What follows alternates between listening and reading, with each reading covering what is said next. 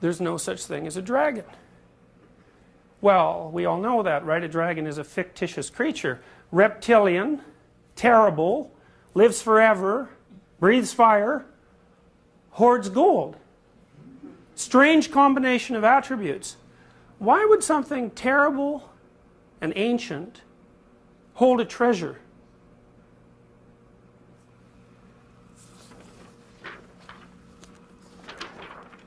Billy Bixby was rather surprised when he woke up one morning and found a dragon in his room. It was a small dragon about the size of a kitten. The dragon wagged its tail happily when Billy patted its head.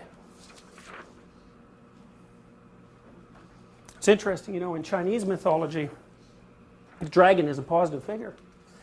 In European mythology, the dragon is something to face in combat and destroy, or something to face in combat and build something out of the pieces left over from the dragon. Billy went downstairs to tell his mother. "There's no such thing as a dragon," said Billy's mother. And she said it like she meant it. Remember once my daughter had a nightmare. She was about 4. This was at the time when she first started to notice graffiti and litter. And both graffiti and litter bothered her. She couldn't understand the motivations behind the graffiti artist. And she didn't like the fact that there was litter cluttering up the world's order. And the reason she got sensitive to that as a child was because children are really, really dependent on order, right? I mean, and the reason for that is that their realm of competence is rather restricted. So they don't like to see things messed up. So little kids, for example, they're not happy with you if you play a game with them and then mess around with the rules of the game. They don't like that at all. They think that that's immoral activity, to shake up the structure of the game. Well, anyways, while she was pondering all this, she came into our bedroom one night and said, "Dad, I had a nightmare." Now, we all know, right, nightmares aren't real, just like dragons. Dreams aren't real. Of course, which raises the question of why in the world you'd bother having them 6 or 7 hours a night every single day of your life, and why they're a recognized feature of animal behavior all the way down to the amphibian level. She said, "I dreamt that there was a clear flowing stream, but in the stream there was all sorts of garbage, and it scared me and bothered me so much I woke up." So I told her, "Look, close your eyes and imagine the stream. It's full of garbage. What should you do about it?" She said, "Well, I should take the garbage out of the stream." I said, "All right, so picture the stream, picture yourself cleaning the garbage out of it." She calmed down and went back to sleep. Why? Well, because dreams concentrate on threat. We know that. They present threats to you, threats you haven't been able to deal with well. There's a part of your brain that tracks threats, and it's not really all that smart in some ways. All it does is say, "Look, here's the problem." And it's waiting for the rest of your brain to conjure up some solution to that problem. And if it doesn't conjure up a solution, then it just presents the problem over and over and over and over and over. So people who have post-traumatic stress disorder, for example, who've been really upset by their contact with something unexpected, dream about the same tragedy forever until they solve it.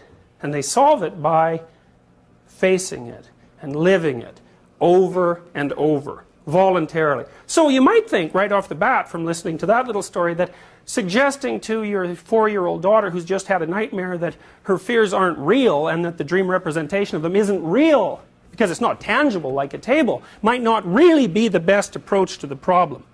So you see, Billy, he's pretty much got it right off the bat, right? The dragon wagged its tail happily when Billy patted its head. Billy went downstairs to tell his mother.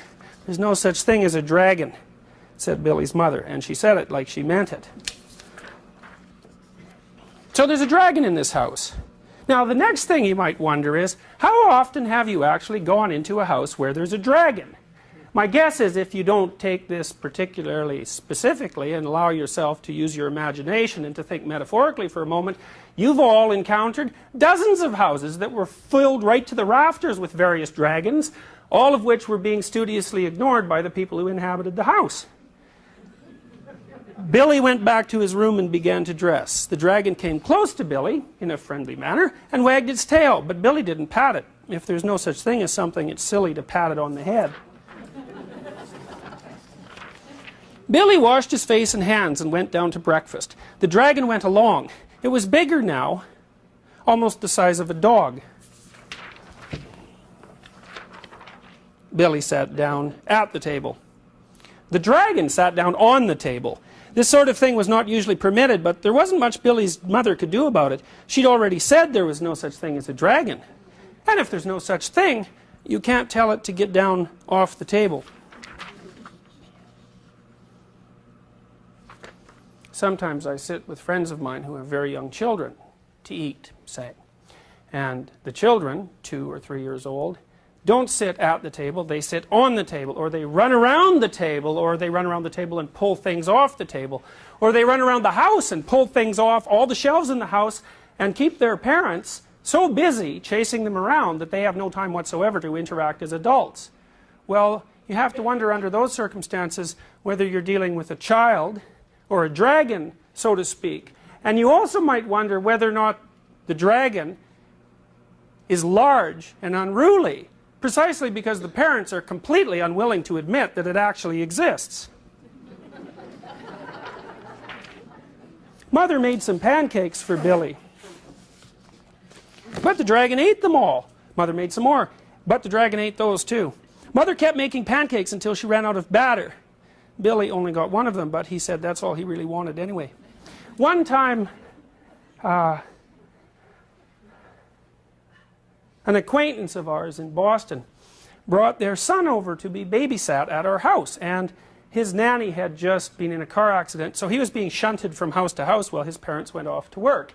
And he didn't have a very good reputation, this kid. He was about 4. And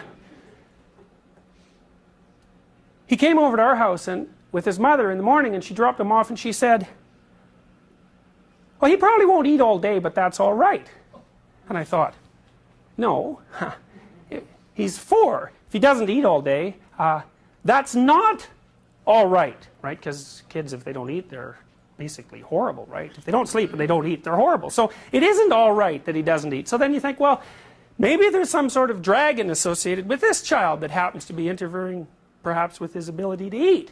So I came back at noon. My wife had taken care of the children that day, and I walked in the house, and the other 4 or 5 kids that we had in the house were off playing, and this little kid was standing in the corner, like really isolated and looking, you know, upset fundamentally. So I went over and I poked him a bunch, because generally if you poke a kid a little bit, you know, well, they'll go like this, you know, they'll sort of back off, but sooner or later you can crack them and they'll smile and then they'll play. Not this kid, boy, there's no bloody way he's going to play with me, and that was that. Like, he'd already learned that adults should either be ignored or that they were trouble, and he wasn't going to let any adult into his little world. So there was absolutely a dragon associated with that little boy, and it was eating all his pancakes.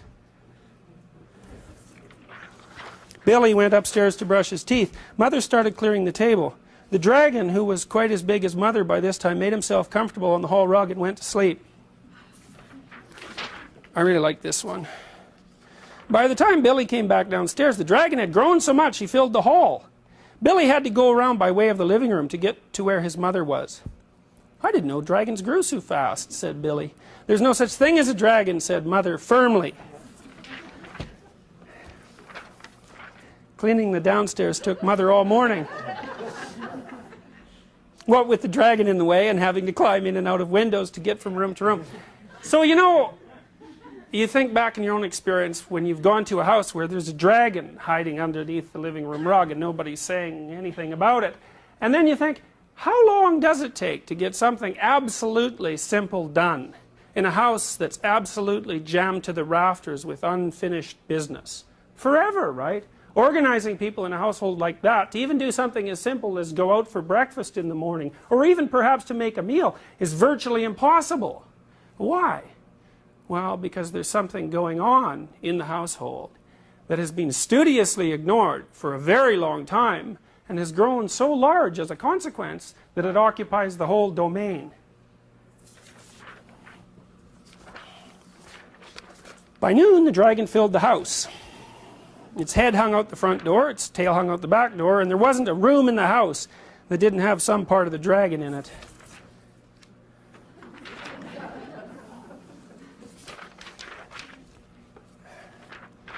When the dragon awoke from his nap, he was hungry. A bakery truck went by. The smell of fresh bread was more than the dragon could resist. He ran down the street after the bakery truck. The house went along, of course, like the shell on a snail.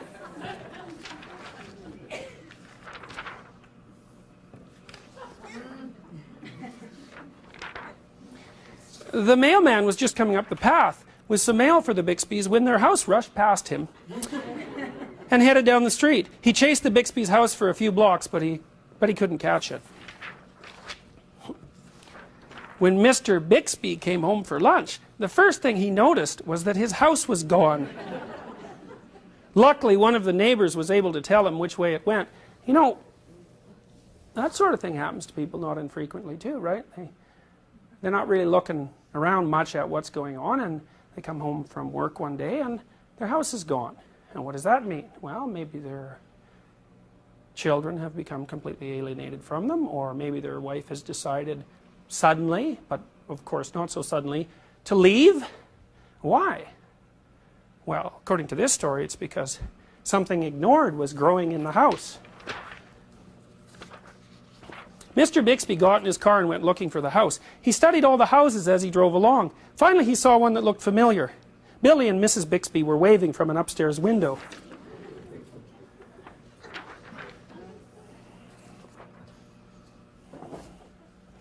You know, in the 1890s in India, when a house was being built, the local priest, equivalent to the priest, would come by to set the foundation stone, and when he set the foundation stone, he'd take a big spike and drove it into the ground. And the reason he drove it into the ground at the place where the foundation was going to be laid was to keep the great dragon that is underneath the earth firmly pinned down by its head so it couldn't move and shake the house to bits. And what does that mean? Well, it means the same thing that's meant in the New Testament when you're told not to build your house on a foundation of sand, right? It doesn't matter how good the house is or how well constructed it is or how rich it is if the foundation is made out of sand or if it rests on top of a dragon. There's nothing in that household that's ever going to be accomplished that's positive. And the wealthy display that the house might consist of is nothing but a sham. Mr. Bixby climbed over the dragon's head onto the porch roof and through the upstairs window. "How did this happen?" Mr. Bixby asked. "It was the dragon," said Billy. "There's no such thing," Mother started to say. "There is a dragon," Billy insisted, "a very big dragon." And Billy patted the dragon on the head. The dragon wagged its tail happily. Then, even faster than it had grown, the dragon started getting smaller. Soon it was kitten size again. "I don't mind dragons this size," said Mother.